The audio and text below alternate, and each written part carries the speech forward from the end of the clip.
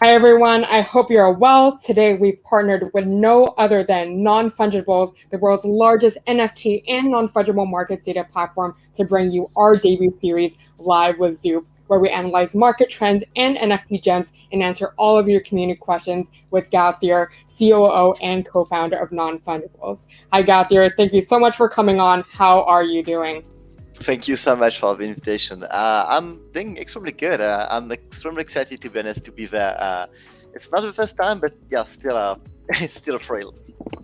Absolutely. I'm super excited for this interview. We've surveyed essentially over 100 members in our community, and the Wow. most common problem is keeping up with the NFT space. So, I guess just to give you guys a bit of context, I'd love to hear a little bit about your background and essentially the aha moment for why and when you founded nonfungible.com. hmm So yeah, just to give a little bit of background about myself. Just to be clear, I'm not a technical person. I initially studied French literature, so yeah, I'm French, and I then studied communication, and I would say just through passion, I discovered the blockchain and crypto space through NFTs. Honestly, I was not a crypto guy either. Just to give you to share this experience with you, I discovered the blockchain, crypto, and NFT space because one day a colleague of mine just shared me the link of Ready Player One, this movie, and I was completely amazed about, wow, that looks really like a dream. And a couple of minutes after, he just sent me the link of Decentraland. It was in the late 2017, and I was like, oh gosh, it's not a dream. I mean, it's possible. People are currently building something like Ready Player One, and to be honest, it's how I've started in the NFT space. And a couple of weeks later, I was on the Decentraland chat, and I've met someone called Dafki 2000, which had built a small tool on a on a website called nonfungible.com, and basically the the reason of nonfungible.com initially was just to track the decentralized market, because at that time it was some sort of a far west. You arrived on a market, but you had no idea of what is currently sold.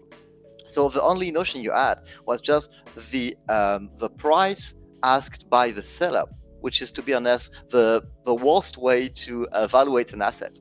So just kicked off non-fungible like that, and I joined something like 2 or 3 weeks after the launch, and it was in February or March 2018, and since we have built this extremely exciting project together, and now we are a team of 11. This is amazing. Yeah, I mean, I feel like it's amazing that you got into this space by reading, by watching Ready Player One. I feel like now where we are, it's essentially Ready Player Two, right? We're all living in the metaverse. But I agree with you. I mean, digital asset valuation is still a growing, but yet very important segment of the NFT space. So I think we are going to see a lot more different methodologies and really truly valuing NFT assets in real time. So I think it's definitely exciting with what you guys are doing. But yeah, thank you so much for sharing a bit about your background. So I guess now that we have a bit of context of who you are and what you do, let's delve into all of the details today. So just a reminder to stream text, if you have a question, please post them into stream text. I can already see a bunch of questions pouring in, so don't you worry about that. But Jen will be directing them to me, and we will try to answer every single one of them. I know that Gauthier has a presentation ready to talk about what it means to understand trend reports, that be from buyers and sellers, average prices, and how to run due diligence in the NFT market, and some special announcements. So take it away, Gauthier. Awesome, thank you.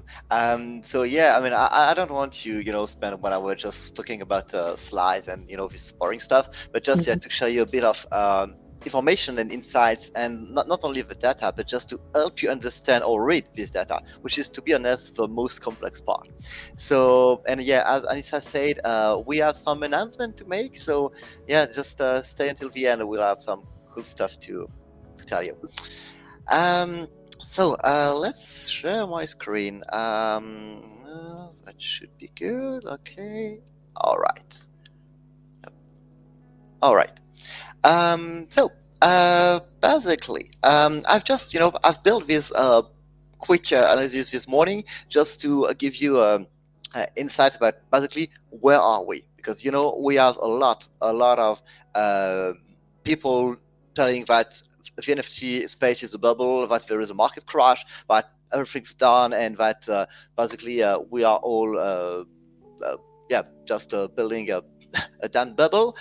But the thing is that no, it's not exactly a bubble. I mean, if you look at the current state of the space, basically in terms of volume of sales, it's not that impressive. I mean, this is the huge peak that we had at the really beginning with CryptoKitties just clogging the Ethereum blockchain, and after that we had several peaks.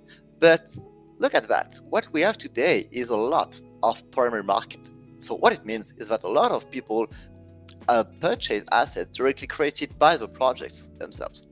So of course there is still a pretty massive secondary market, which is honestly way higher than what we had in 2020, but it's not it's not a 100x growth compared to other metrics.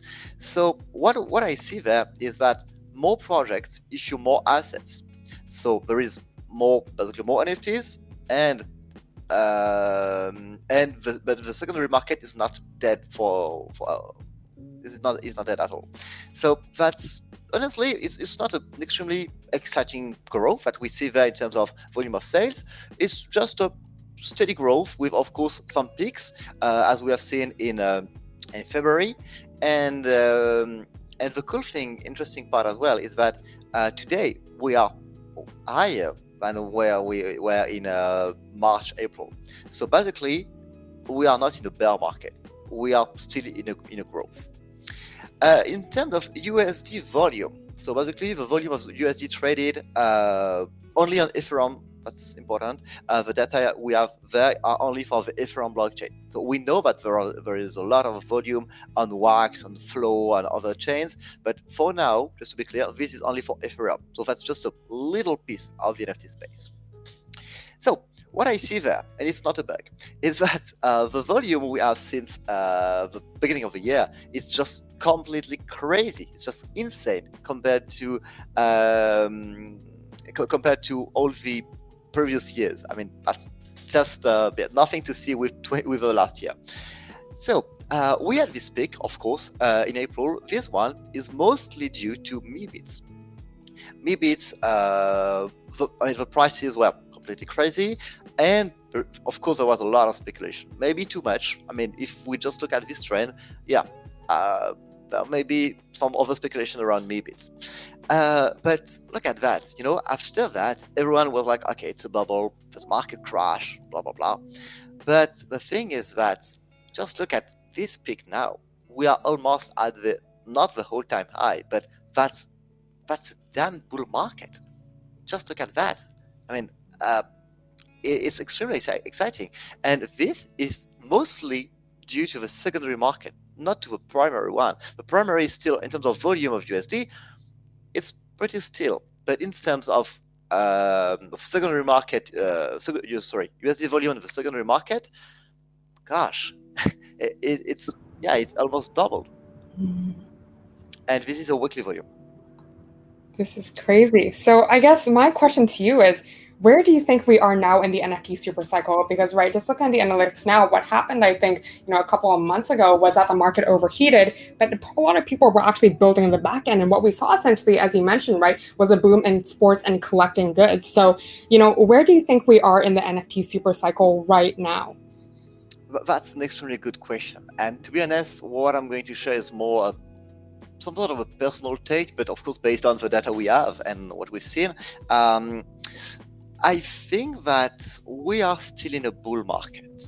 I think that in the next few months and years, we'll see a lot of completely, sorry, but useless, crappy projects that doesn't make any sense, just because there is hype. And there is a crazy hype around NFTs. But on the other end, we are in touch with extremely large companies or extremely exciting projects that are really building the future of NFTs. So I would say that for maybe 6 months, maybe a year, I don't know, we'll see a lot of maybe not that interesting projects arriving just because they're right for the money shot. Right now, they want to make 2 million in 2 weeks, and that's possible. That doesn't bring any value to the space, but that's possible. But what we'll see is that all these, underwater companies or projects or people building something and building real value, that takes time. And this is going to be visible in maybe a year from now. So be ready for the next semester. I think that there will be a lot of FUD around NFTs. But that doesn't mean that NFTs are dead. It just means that at the end of the year, we'll probably see a lot of these, underwater projects announcing that, okay, we were working on something about NFTs. Just look at that. Absolutely. I agree with you too. And I mean, especially when you talk about the next evolution of NFTs, I think a lot of people are going to focus on the complexities of IP and NFTs as well, right? Because that isn't discussed a lot, right? I mean, even with the trademark and personality rights, I mean, marketplaces, in my opinion, are going to, they are still going to remain, like the OGs are still going to remain, but they are getting smaller and smaller, and IP and rights is getting, to become a bigger industry. So how do you think that is going to evolve in the NFT industry, with the next evolution? I think it will just be sort of a test and learn approach. Basically, they will experiment a lot of things, and that's really positive in my opinion, because some of these IPs we're in touch with that are currently curious about how to enter the NFT space are really thinking about how to bring value, how to build something that makes sense, where there is a real proper value proposition. Honestly, if you think about building something in the NFT space, and your initial need is to do something about NFTs, that's not a value proposition. Building something about NFTs, creating an NFT is not a value proposition. I mean, it's just like creating a website. That doesn't mean anything. You create a website for something, to, address a service, a need. That's exactly the same for NFTs. So your question is not what can I do with NFTs? Is more, okay, I want to do something, and I know basically what is the need. Can NFT help me on that? Absolutely. That's the right thought process. So yeah. Is there any questions so far, maybe? Yes, so we do have a question from the community. What do you think about companies like Ubisoft? Are they a good start for the launch of startups on the NFT world? So just to maybe start with that, non-fungible.com is in the Ubisoft incubators, so I don't know if I'll be 100% objective about that.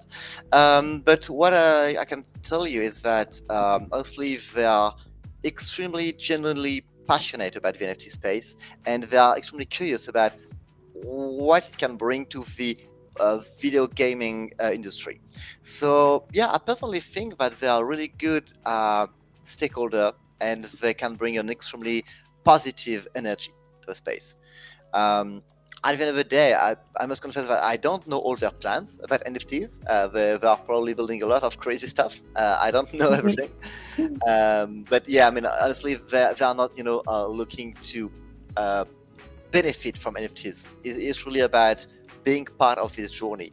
And Nicolas, who is somehow the head of blockchain, more or less, at Ubisoft, is a guy who is extremely curious and is really passionate about it.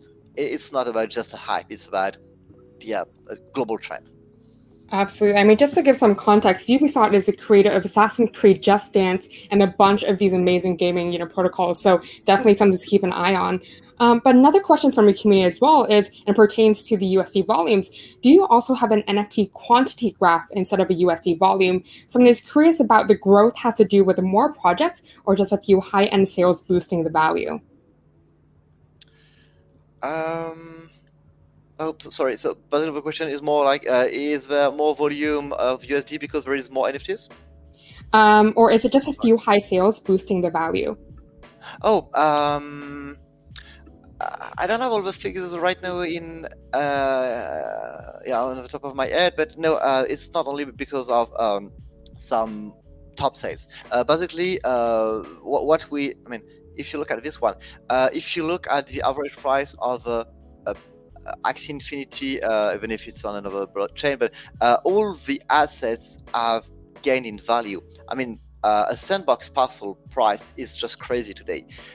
If you want to purchase a parcel on CryptoVoxels, gosh, that's expensive. CryptoPunks is completely insane. So basically, it's more that the floor price, the average price of a lot of assets has just completely has increased massively. And to be honest, I have something about it.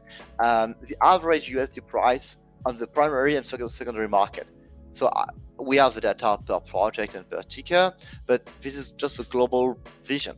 So the average price on the secondary market just skyrocketed.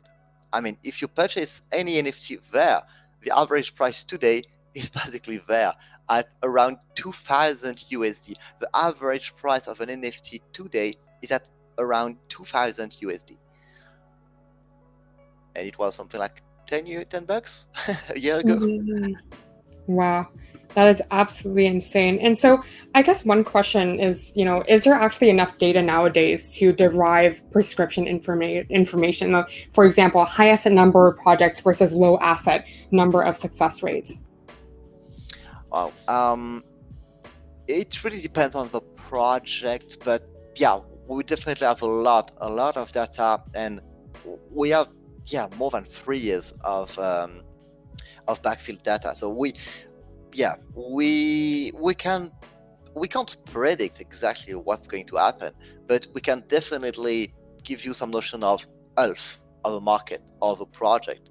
So there is a lot of metrics that are not presented there, but that we have built over time, like some sort of a liquidity rate, retention rate, which are some notions to understand if a community is really active, if there are some not only market manipulation, but if there are a real a real passion around the project, if the community arrive and stay, or if they just leave right after. This is the kind of metrics that can give you a notion of the performance of the health of a market, more than just the volume of USD, honestly.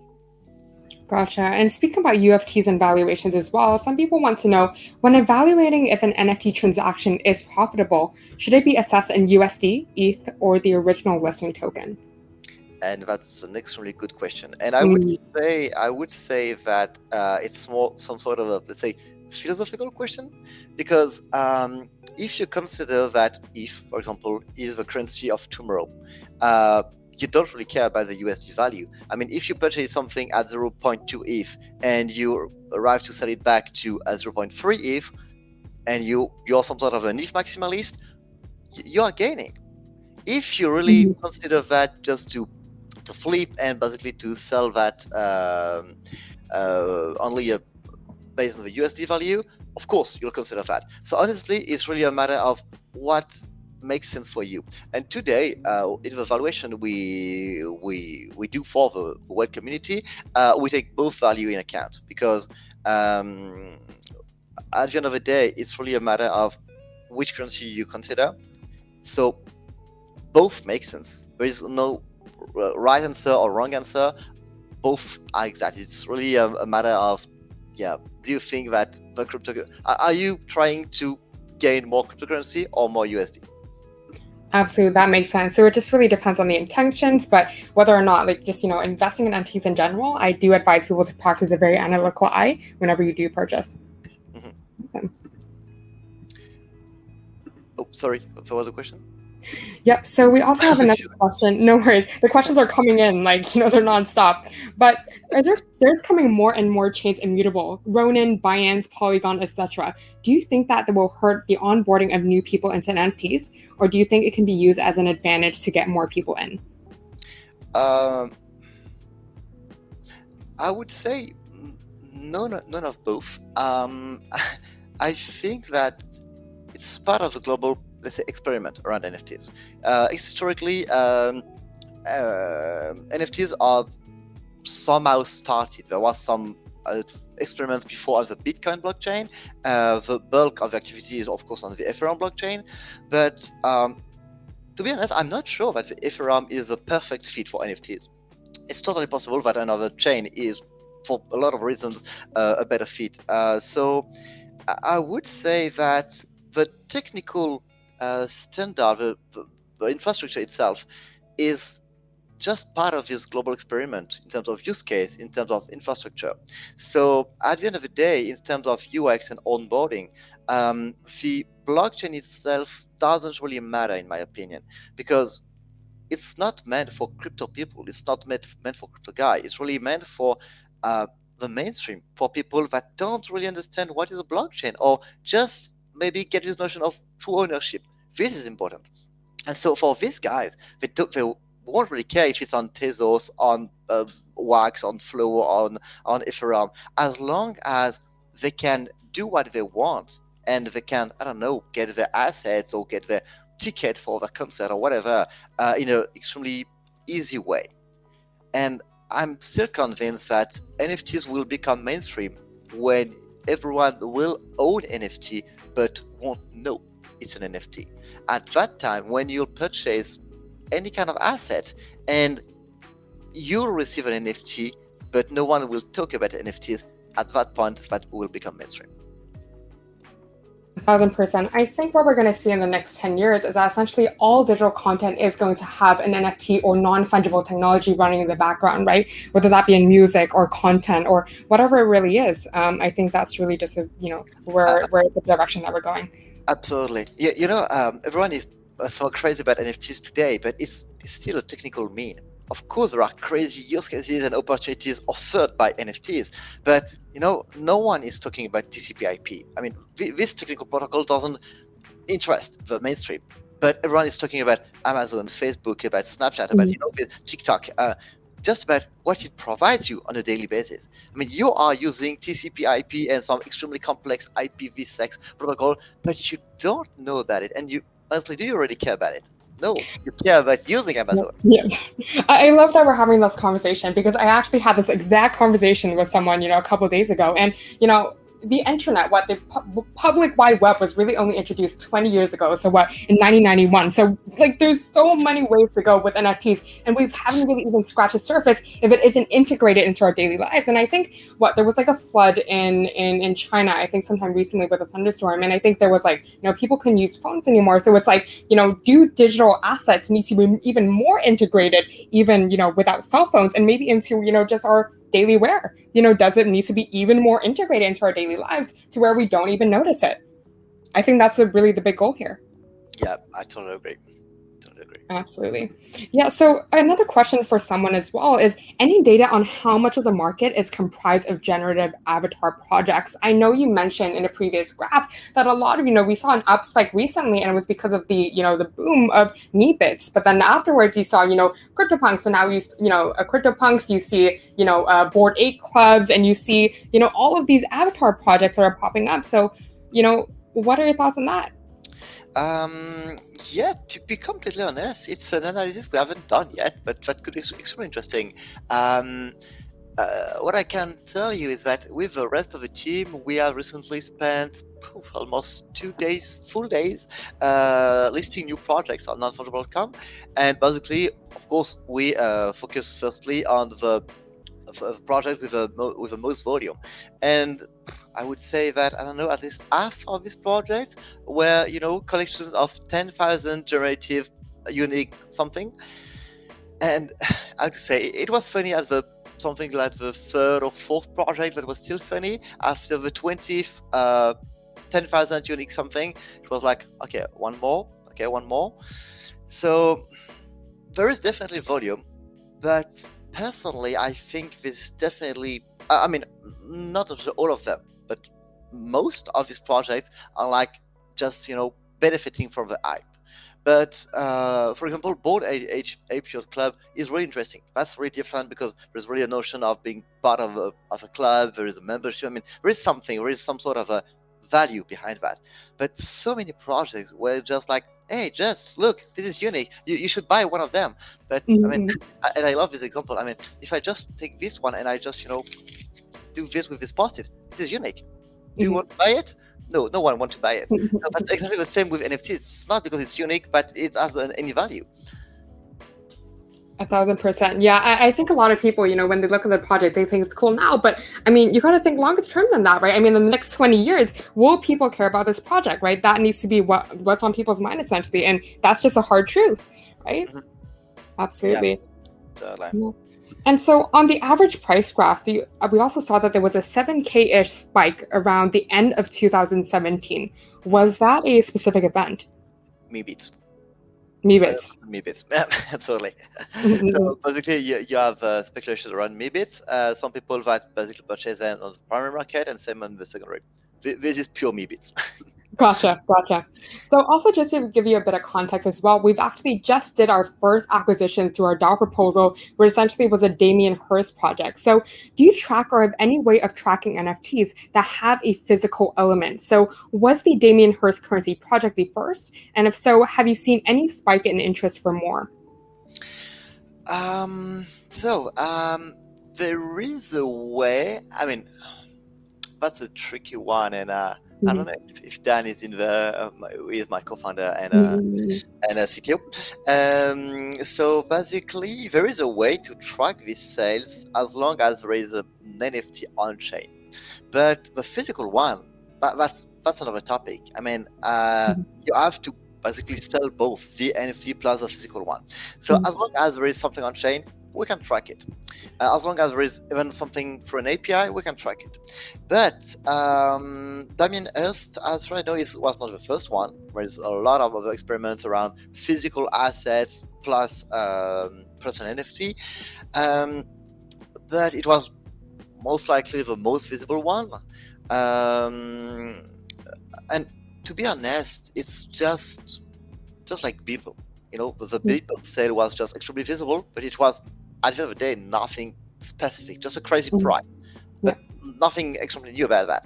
As I say for Damien Hirst, basically we've seen a lot of experiments and projects trying to bridge this gap between the physical and the digital world, and I personally convinced that for art, for collectibles, for gaming, for metaverses, the future is there, bridging the gap between physical and digital.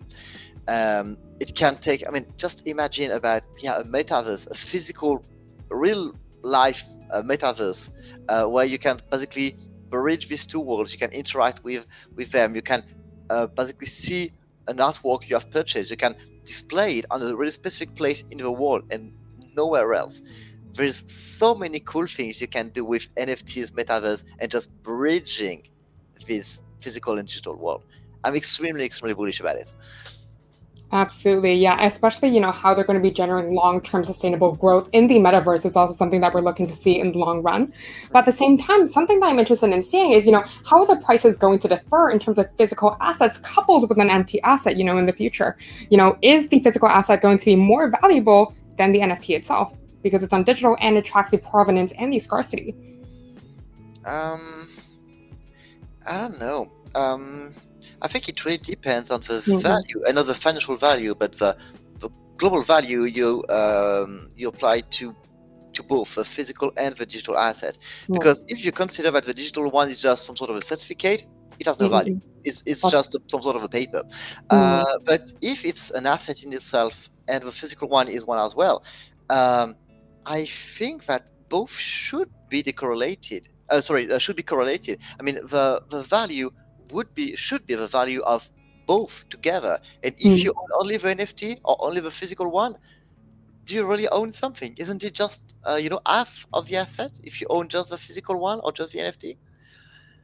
So I don't think that it will impact the value necessarily, but that's definitely something to explore because physical assets can be destroyed for a lot of Mm. reasons. NFTs can't. Mm-mm. So there is probably a turning point where we'll see a lot of any of the digital part will remain, but the physical one will be destroyed. I don't know, it can be in 10, 20 years or just 2 centuries, but at the end of the day, physical stuff can be destroyed or lost. Absolutely. Yeah, I agree with you there 100%. So I think one thing that one people want to know as well when purchasing NFT assets is they also look at, how much desirability, how much of a desirable market is there if they do try to flip or if they do try to sell. So given NFTs are unique assets, they can be tricky to sell at fair market value. So how do we value NFTs with low liquidity and is there a liquidity index? There is a liquidity index. We have what we call the liquidity rate, which basically gives you a notion of what is basically the percentage of assets of this class of asset. So basically, I don't know, the land of Decentraland or something like that. So you have we have this notion, we have this metric, and how to evaluate assets where there is really low liquidity.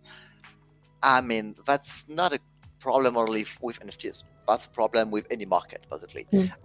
So there are different global ways to handle that. The first one is, of course, to identify comparable assets. So I don't know, let's say that the average price of any asset in the 10,000 something collections is that. We may consider that the average price of any 10,000 collection that will arrive will be comparable. That's an approach. Another one is to, for example, for an artist, we can take in account different notions like the global reputation, the global visibility of the artist. This is the kind of stuff that may impact the value. And honestly, it's something we often have on the art market because some artists don't sell a piece for a year and people just hold the assets. So you have to rely on trends that are more than a year. So that's a really, really tricky exercise. And at some point, we must confess that some assets can't be evaluated. If you take the example of the Beeple 69 million artwork, so 5,000 days, honestly, I can't tell you if it's actually worth 69 million. If there is someone to pay that much for the artwork, yeah, why not? Let's say it was that much. We may take into account all the people, of the other people artworks, and if all the other people are losing value, we may consider that this one is losing value as well. But I can't tell you at the time of the sale. I can't tell you if it's worth 69 million or not. Absolutely. Yeah. So I think you touched on a great point there is that, some assets we just can't value, right? But, in terms of valuing, how is even the value of a digital asset determined? And what is the indicator of asset appreciation? So our approach is based on previous sales. So to be honest, we don't predict value and we don't judge why this asset is worth that much. We really observe and basically we draw conclusions based on the previous comparable sales. So just maybe to give you a little bit of insights about that, we currently have a machine learning algorithm that do the magic basically, and that is able to identify which metadata have an impact, the correlation, this kind of stuff, and basically to assess any asset at the current date and time.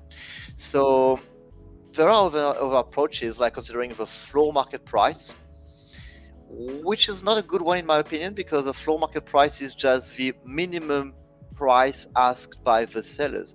But let's say that all the sellers are wrong and that they overestimate the asset, which is possible. The floor market price is completely wrong. That's not a good example.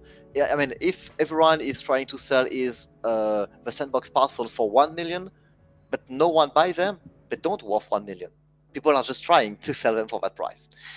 So yeah, I think that our approach, I don't say is the best one, but it's probably the less risky one. Yeah, so I agree with you, right? I believe we are far from seeing some accurate methodologies in really truly evaluating NFT assets. But I feel like, that said, the ideal valuation model will be a weighted average that leverages AI to model pricing based on the 3 different time dimensions. And I know they mentioned that you guys are using machine learning, but they're number 1, previous sales. So those are historical prices. Number 2, the market floor. So that's present scarcity. And number 3, it's predicting modeling, which is long-term pricing. Do you think that that is something feasible and that's something we're going to be seeing in the short term? Feasible?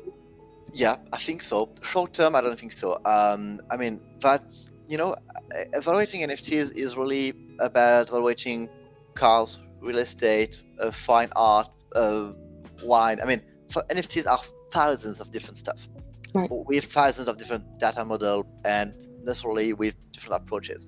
So no one just, goes to Christie's and asks them to assess thousands of different kind of assets. So basically, that's why it's an extremely complex exercise to evaluate NFTs. By the way, we really need to thank Whale for the trust, because we have started evaluating assets for him a year ago. And so, yeah, I think that we are not the only one working on that. That's obvious. But the thing is that it will be a lot of testing and learning. And the tool that we are about to launch soon will be a V1. It won't be perfect, and we won't be able to assess 100% accurately all the NFTs. And to be honest, that doesn't really make sense to assess 100% accurately. But I think that we'll be able, and basically the space globally will be able to assess NFTs more and more accurately over the next year. So I think that maybe in a year, maybe 2 years, we'll have pretty advanced tools to assess NFTs. Absolutely. And again, we love you guys' report. So again, community, if you guys haven't checked that out yet, please download the most recent valuation report from Non-Fungibles. Definitely check that out. Yeah, but another question from the community as well is, do you have any attempt to use a PCA to validate if specific rarity traits drive value for a given generative project? And, just to give some background, a PCA is principal component analysis, which is used in exploratory data analysis and for making predictive models. So for anyone in stream text or the community doesn't understand. Sorry, I've lost the question. No problem. So is there any, no problem at all. Is there any attempt to use a PCA to validate if specific rarity traits drive value for a given generative project? To be honest, that would be a question for my tech team. Gotcha. So we can direct that to Dan, correct? Yeah, exactly. Perfect. Dan is in stream text. You guys can go attack and ask him. Absolutely. Awesome. Perfect. So is there any data on commissions earned by the original artist due to secondary market transactions?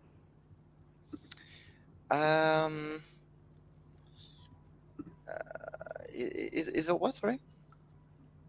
Let me see. So are there any data on commissions earned by the original artist due to secondary market transactions? Yeah, absolutely. Yeah, we have this data.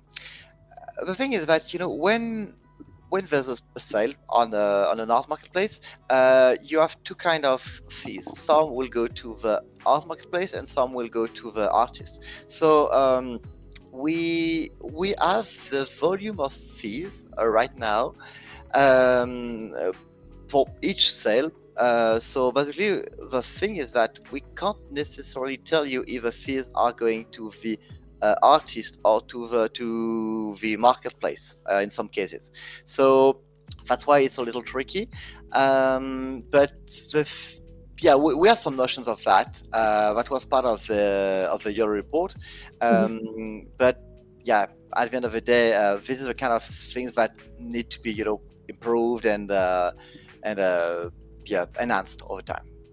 Absolutely. Yeah. And one question that we get from the community a lot, and, when I talk about, the future of NFTs and art in general, is that, people say that art is the, least exciting way for NFTs to develop, but I don't agree with that, right? I mean, in terms of art, and like games or collectibles, it doesn't have a life cycle. So as long as you've chosen the right projects, it will escalate in value. So I guess, with the emergence of so many new art marketplaces now, what do you think is the future for marketplaces in the NFT space? I think that the marketplaces have a bright future ahead. I mean, OpenSea is historically the largest one, but I think that we'll see more and more niche marketplaces with advanced tools. Like basically, I mean, in most countries, you have a specific marketplace for, I don't know, cars, one for real estate, one for collectibles. But you still have Amazon. So I think that there is definitely room for extremely generalist marketplaces, and same for niche marketplace. So we'll see more and more of them, and maybe. Yeah, I can't predict if there is enough room for all these art marketplaces. I would say that yes, because on the traditional art market, there is a lot of different art marketplaces. So I think that it's really a matter of providing the right tools, providing the right metrics to help people make an educated purchase on each marketplace. Absolutely. I think that was a fantastic answer, and I agree with you 100% there.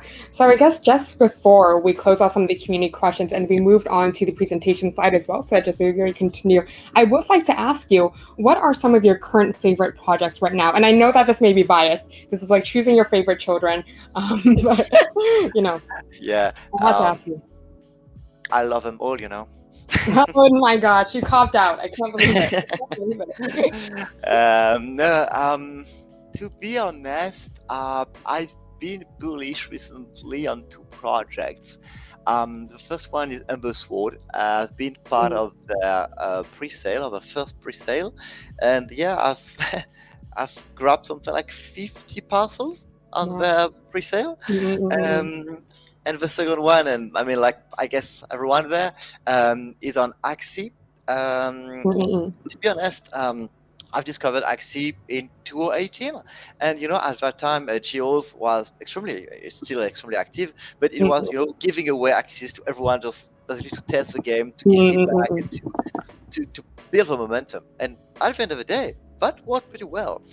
But the thing is that I've spent some time recently just looking at what I got in my wallet, and I just discovered that I own 4 of these. They are not origin axes, but the low IDs, and I was like, oh gosh, I own cool stuff. So yeah, I think that I don't know exactly how much they're worth right now, but I need to dig deeper into it. That must be an amazing surprise. Yeah, and even talking about, land, especially like on Ember Sword, I would love to know, what is the long-term value of land or holding land assets? Because, it's different than regular assets, right? Because, just taking crypto boxes, for example, land that is in the center or in the middle area is also, valued the highest, or, a decentral land where people are most active or engaging. So how is the value of digital land asset determined, and what is a good indicator on, what land to purchase? So what is a good indicator is, I mean, at the end of the day, you'll see, some sort of a heat map. So it's more like, okay, you'll observe that some parcels are worth a lot and some are not. But what is interesting is that it may change over time, mostly because of the project announcement. I mean, if you take the example of Decentraland, initially people thought that you were only able to move in the space using roads. So roadside parcels were worth a lot, and they are still. But at the end of the day, you can, just teleport in the space, in the metaverse. So being next to a road it's not that important anymore. So, these kind of things can be extremely, can have a huge impact on the value of parcels. So being in the center can make sense if you have to spawn at the center. But for Axie, to be completely honest, I'm not exactly sure how the land have an impact on Axie gameplay. But if you own a forest or a sand or something else, another kind of land in Axie, it may have an impact on your game. And for some reasons, if you have plant axes, you need a forest land, so it's really cool. So I'm sure that down the road the value will change, and some will increase, some will decrease, just because it has a real use in the game. It's not just about speculation. So if you want to, be number one in the game and basically win the prize pool, you'll need this kind of parcel. So this kind of parcel will increase in terms of value. So there is not like just one global rule. It's really about what this parcel, how it is used in the metaverse, how it is used in the game, and why does it have a value or not. 1,000%. So I think this is very similar to social networking, right? So essentially, it's the more content that you have, the more chances your asset or your parcel will actually succeed. So essentially, what you need to do is seed your land with a lot of these creators or influencers and people, and use it to display stuff, and just try to escalate your value in that sense, right? But at the same time, how can you value it that on a day-to-day basis because it moves or changes so quickly? Yeah, that's the main challenge, and that's why this notion of explain the valuation is way more complex than valuate itself. Because even if, let's say, I'm not a huge expert into Axie Infinity parcels land, but I can tell you, once we'll have all the data, we'll be able to tell you that this kind of parcel with this kind of characteristics will worth more. Is it because it's roadside? Is it because it's forest? Is it because the game just announced something about this kind of parcels? I won't necessarily know, but the thing is that there will be some patterns, there will be some way to statistically observe that this is worth a lot or not. Absolutely. Yeah, I agree with you 100% there. It is, an ongoing process in terms of evaluating that. So I agree with you. And I guess, one of the closing questions for you before, going through with some presentation, but do you believe there's any blue chip NFTs in this space? I'm sorry, I don't remember what blue chip means. So essentially, it's like staple NFTs. So staple NFTs that people believe that are going to be here for the long run. Essentially, they're not going to lose value and just escalate. Yeah, absolutely. Yeah, there are definitely this kind of. Maybe I'm not objective, but what Webshark has built with Vault is definitely this kind of mechanism. It's there for the long run. It's not about flipping or just trading the assets and making more money tomorrow. It's really about having a store of value. And to be completely honest, it's really interesting because the fact that Webshark has built that basically bring value to these assets and to these projects. Just because someone like him is interested by this project and consider that this may be a store of value in the future, it's basically making it a store of value. So it's funny because we can't prove that, because we can take an example of an asset that is not in the vault and an asset is in the vault and see if there is a difference in terms of value just because it's in the vault or not. But it's obvious that the fact that someone like Webshark or any other large collector with an influence in the space is interested by such collection or such kind of asset, it has an impact on the global value of a project. Absolutely, yeah. So I believe that NFTs and Twitter really do go hand in hand in this case. So it's going to be an interesting, and I don't think anyone has really been able to draw that direct causation, right, between NFTs and Twitter. But I think that it's something that's worth exploring because it has such a direct impact. Absolutely. Yeah, so I think, that those are some of my questions and the community as well. But I know you guys also published your quarterly 2 report just recently. So just for viewers who don't have time to read the entire report, I like to take the next, couple of 10 to 20 minutes to essentially go through a brief recap of quarter 2 of this entire space. And I know you guys put a lot of heart into the report, so I can't wait to go through it. And as for people who are more visual and you'd like to read the non-fungible Q2 report with us, you can go on to nonfungible.com and do that with us live. Absolutely. So I can share the report there. So yeah, basically just to give you a little bit of context, these quarter reports are completely free, and we don't charge for them, and we really consider that it's part of our role to share this kind of insights with the community. So maybe I won't be too long on that because there's a lot of insights, but basically, yeah, the main conclusion, the first one, there is no bubble burst, there is no market crash, even if you if you still adapt to that. So yeah, basically what happened. So what we provide each quarter is a global timeline, but with the main events. So what happens, the main fundraise, the main sales, or this kind of things. So you don't have to just spend time on Twitter every day. You have a global recap of what happened in the quarter. And as a lot of people expect that, we have these global metrics about the volume of USD, the volume of active wallets, but we go way deeper into the analytics, like all these advanced metrics, but the most profitable sale, the highest sales per project, the off-chain sales, this kind of stuff. So basically, what we've seen on this Q2 2021 is almost $1 billion USD traded.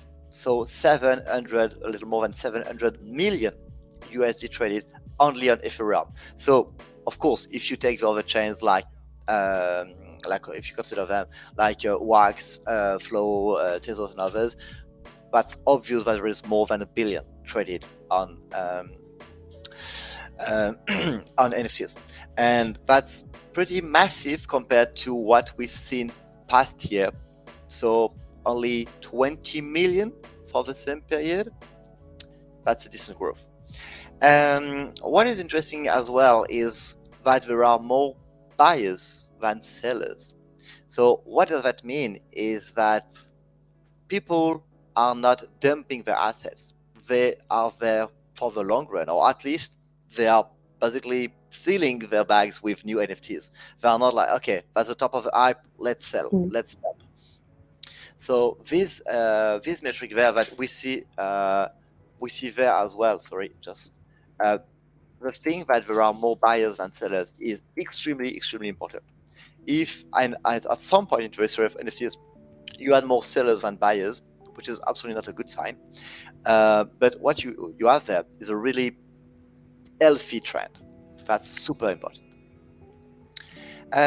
So yeah, almost 200,000 wallets, active wallets, with a global 30% retention rate. So it means that during the top of the hype, during the craze of NFTs, we've seen something like 60,000 new wallets arriving, and a third of them remain after that.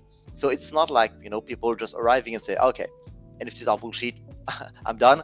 Now people stay after that. So that's really positive as well.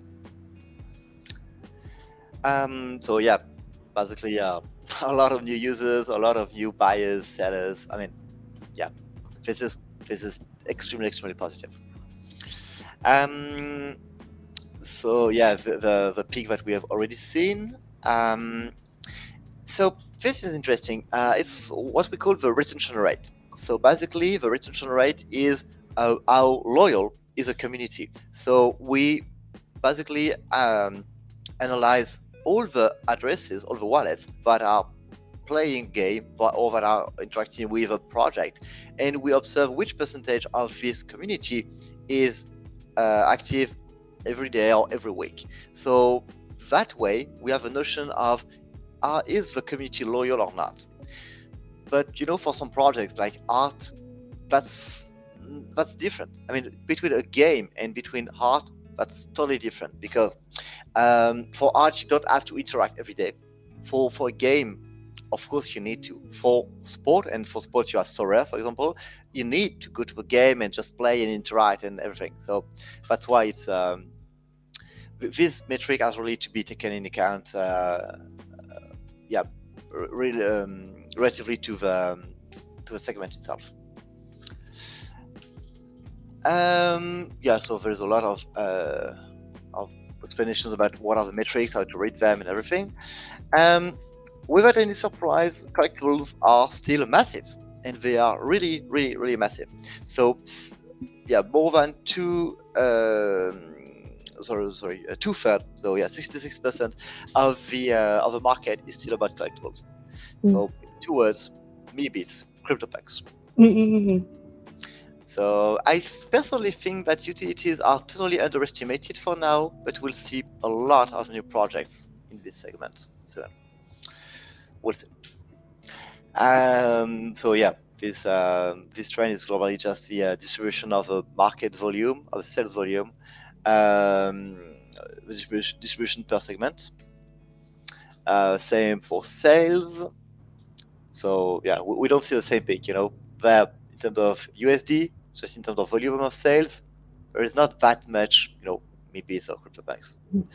So that's interesting. And we have a distribution of each segment between the different projects. And what is interesting is that basically you have one leader. In each segment, you have a leader. You have Gotham Chain, you have So Rare, you have Super Rare, CryptoPunks, Decentraland, and ENS for utilities. And three Decentraland and the Sandbox are just side by side. So that's interesting. Yeah, there was a question a little before about the liquidity rate. So if we have a notion of that.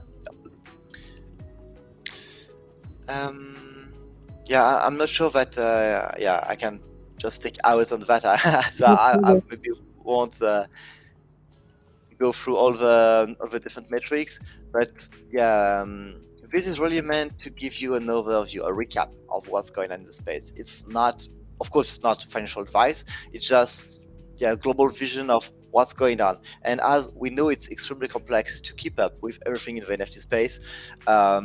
We've built that to help people, know what's going on and understand the main trends. Absolutely. So I think we can definitely set another screen maybe in the next 2 weeks to really go through this report and go more in depth, because I know this is extremely a lot of detail. But essentially, if you would like a more macro or macro analysis idea on how the NFT space is going, and you would like some navigation or direction on how you would like to approach the market, then please feel free to download the report. As you mentioned, that it is live on their website, so please check that out. And I agree, right? I mean, the number of blockchain wallets has essentially just been growing since the creation of Bitcoin in 2009, and reaching over 62 million blockchain wallet users at the end of 2020 December. And so can you only imagine how far that's going to go in the next couple of years? But absolutely, it's just going to be absolutely insane. But I guess I know we are hitting that 1 hour mark, and I bet Zoup's going to be having to drink a lot of water after this, because he's been spilling so many NFT gems and knowledge in this stream. But I guess just to round this off, I just like to ask you if you have any special announcements you'd like to give to the whale community before we end off. Yeah, absolutely. So what you have there is sort of a quarter report is just a global overview of the NFT space. But we have spent a lot of time with the rest of the team working on another kind of report, which is what we have called the NFT Markets Safe Practices Guide.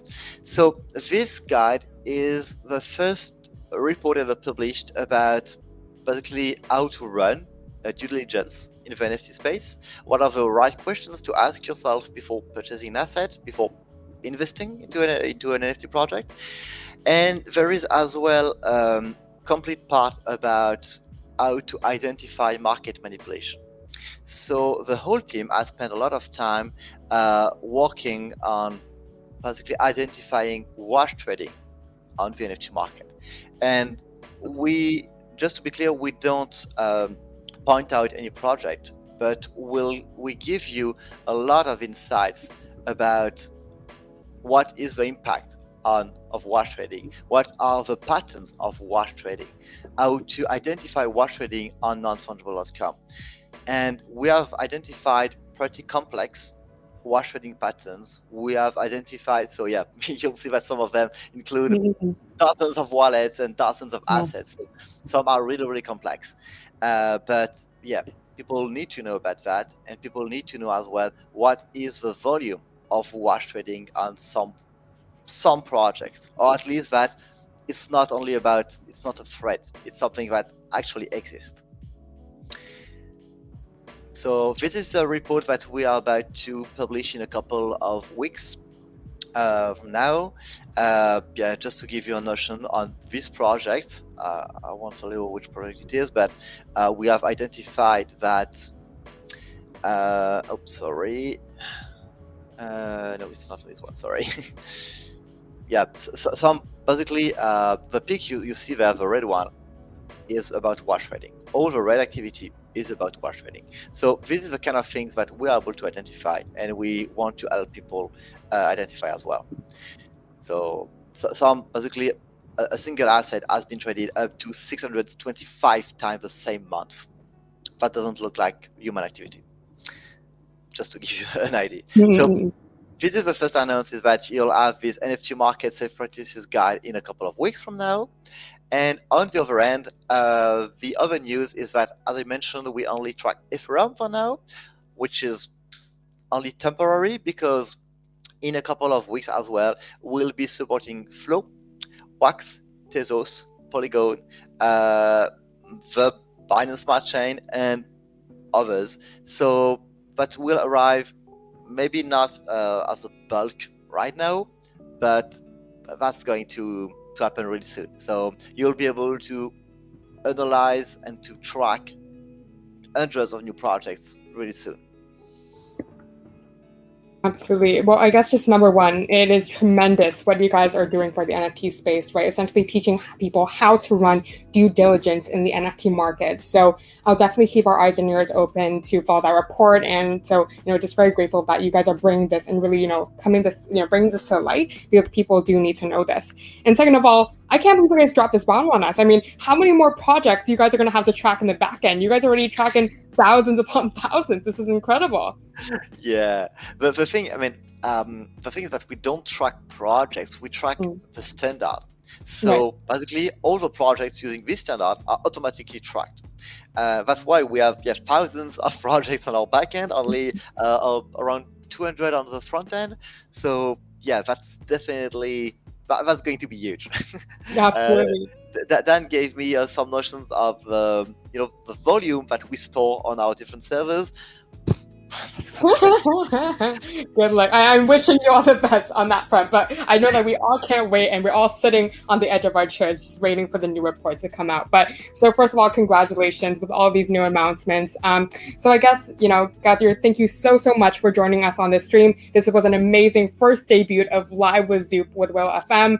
And it was amazing having Dan and Stream Text really, you both dual boxing essentially with the community questions. So it's been amazing, one in the front and one in the back end. So, really appreciate you guys' work ethic. And I cannot wait to see you guys again next time on Live with Zoup. I guess just to end off, if they would like to find you or the community would like to know your socials, where can they find you? So basically, you can find us on Discord. You can find us on Twitter as well. We are pretty active on Discord. We try to at least, and as well, we are on the Wave community. So you just have to look for Zoup, nonfungible.com, and I'm there, and I'll be happy to answer all your questions. Absolutely. And GM will be posting the Discord link to the non-fungible Discord. So please check that out if you would like to get exclusive updates and opt in for first-time customer support in the non-fungible server. So that said, huge shout outs to Stream Text. Thank you so much for everyone's questions. They were A+ and amazing. So have an amazing day, Zoup, and I hope everyone has the amazing rest of the day as well. Thank you so much. See you awesome. soon. Take care, everyone. See ya.